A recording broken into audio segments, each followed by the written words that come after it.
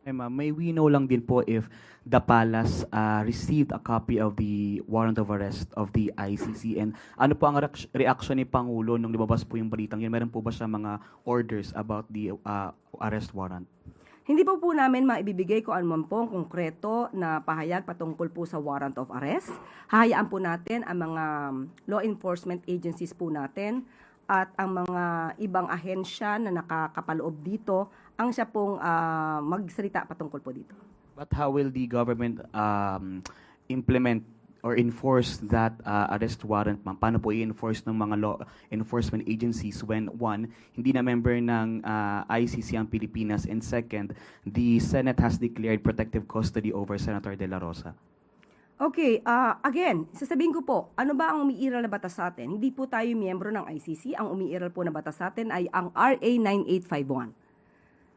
At yun po ang ipapatupad sa anumang pagkakataon dahil ito naman pong RA 9851 ay nagamit na rin po ng Supreme Court sa ibang mga